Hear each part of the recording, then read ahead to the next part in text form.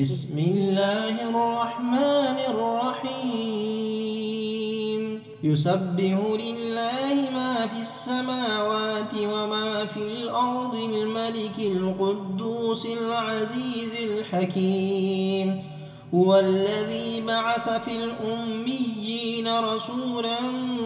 منهم يتلو عليهم آياته ويزكيهم ويعلمهم الكتاب والحكمة وإن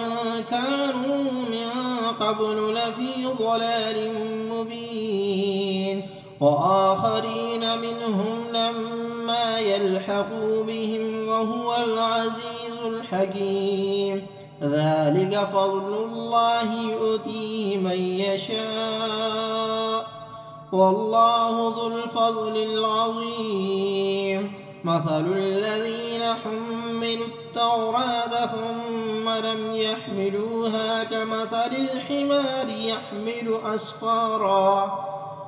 بئس مثل القوم الذين كذبوا بآيات الله والله لا يهدي القوم الظالمين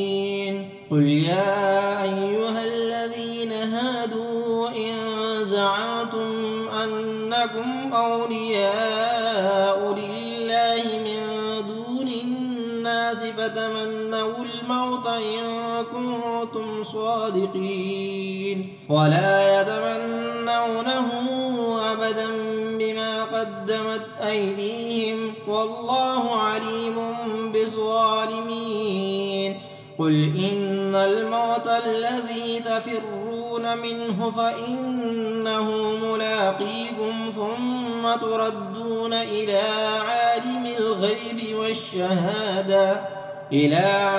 الغيب والشهادة فينبئكم بما كنتم تعملون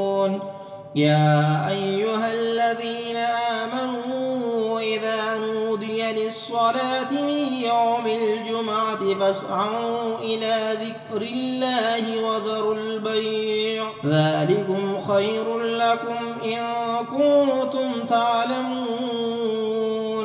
فإذا قضيت الصلاة فانتشروا في الأرض وابتغوا من فضل الله واذكروا الله كثيرا لعلكم تفلحون